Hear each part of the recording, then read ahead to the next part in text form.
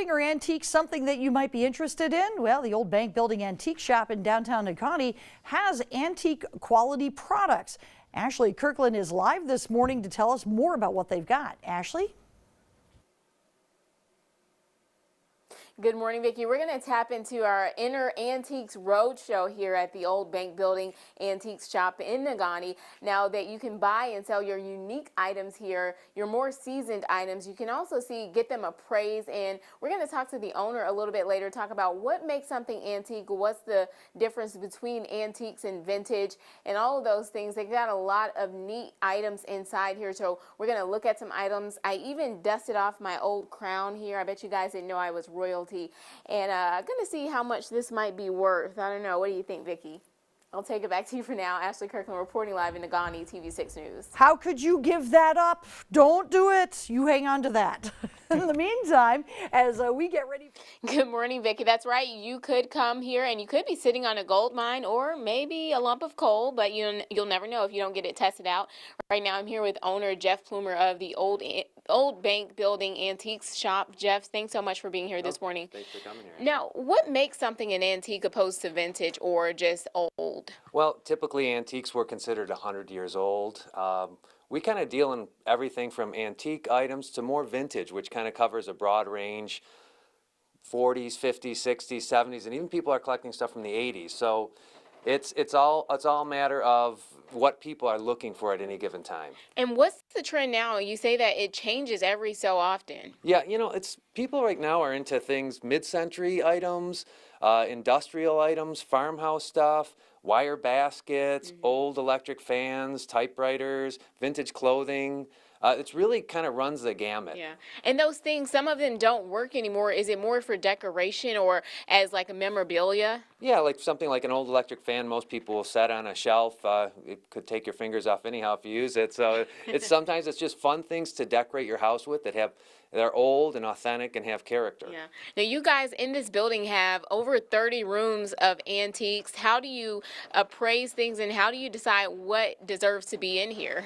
Well, we work with the local market and what people are interested in. We also have a good summer tourism. So we kind of most of us kind of have a gut instinct for what's going to sell based on how it looks, the condition it's in. And most of it's a visual aspect. That's why a lot of people collect it. Something that looks just really cool. Yeah. Now, I joked around and I said that I had a crown. And it actually wasn't my crown. This was here already. But something like this, what did you think when someone brought this in, and is it? It's a different dealer's item, but it is. I looked at it when you pointed it out. It's definitely vintage. I'm guessing from probably the 60s. Yeah. And it just is really cool. Yeah. If it's for somebody that doesn't have a crown, this would be one worth owning. I like that. There you go. I'll give this to Sean Householder. It's not a Burger King crown. We're going to head into the other room that you guys have here because you've got interesting things all over. And you said a lot of mid-century things are popular right now. Now, I was looking at these items here. Really unique. Where did this come from and what is it exactly? It's a collection of tap handles. Most of them are from vintage to even close to being newer. And beer stuff is really collectible. People love beer advertising for their own little man cave or advertising collection. So that's definitely an interesting collection there. Nice, and I know our friend Sean would love that. It's just it's also really nice for decoration. But we're going to come back. We're going to look at some more stuff, Vicki. I'll take it back to you for now. Ashley Kirkland reporting live in Nagani, TV6 News. All right, thank you very much, Ashley. Some pretty cool stuff there, of course. Sean, you kept eyeing up those Hawaiian shirts. She walked right past. Antiquing is an age-old hobby and could possibly land you a lot of cash. This morning, Ashley Kirkland has been testing her Best Antique Roadshow act, and she's back with more. Ashley? Well, Sam, one man's trash can be another man's treasure. You never know. You have to test it out. And I'm back here at the Old Bank Building's Antiques Shops. And I'm here with Jeff Plumer, owner of the shops. Jeff, now, what makes people get rid of things that become antiques?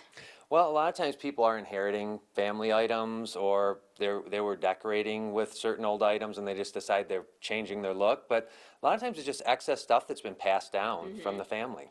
And there's things that all throughout here, and you, like I said, one man's trash can be another man's treasure. Do people usually throw out the good stuff and think that they have a gold mine and bring in the things that don't have any value? It's actually real common. A lot of times we'll go out and look at stuff, and people already have in trash bins stuff that might be more valuable than some of the old furniture or items they have. So I recommend never throw anything out. Always have somebody look at it and get the feelers out there. Now, I sell stuff on eBay all the time, and you try to trade things, but I never really get any loot out of it. I'm always hoping to strike gold. Have you ever heard of something like where someone's just really struck gold with an item? Yeah, I have. eBay is the type of market where it's got to be something really unusual and special for people to latch onto it. And I have heard of a can of tennis balls from the 1930s that sold for over $1,000 on eBay. So, What? so don't throw anything out. That's the idea. And especially the unusual, oddball items that you think there's no market for. You'd be surprised. Somebody out there probably wants them. And some people pay a lot of money for unique, unusual items. Wow. So I guess I ought to keep all those cans of tuna soup or whatever. You just never know. You never know. So it's always good to do a little research on every item before you get rid of it. Now, you do never know, but how can you avoid being a hoarder? Well, I don't know, because I'm still in that boat a little bit, but you do have to, sometimes you emotionally have to let go. I decide when I'm ready to sell something, I sell it, and when I want to keep something, I keep it. So everyone, it's a personal thing for everybody, I guess. Now, as we say, you guys are located in the old bank building, so this did used to be a bank and business offices. You've got an interesting feature back here. What is this, Al Capone's body or something? Yeah, maybe, we never know. I haven't been in here for a while, but this is one of 7 walk-in vaults in the building, and so the building has 7 vaults. This one's from 1912, and it actually opens.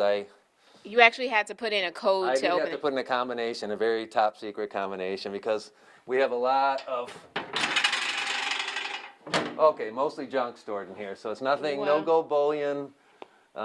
We use them as the vaults as storage. So nice. That's very interesting. Well, thanks so much, Jeff. And where can people find you? We're here in downtown Negaunee on Iron Street, and there's a bunch of antique shops in Negaunee, a lot to do in Negaunee. So we've been part of the community here since 1987. So it's a good place to find a bunch of oddball items. Thanks so much, Jeff. If you think you have something that could go for gold, make sure to come down here in downtown Negaunee, the old bank building antiques shop. Also, make sure to stick around for more of your TV6 Morning News.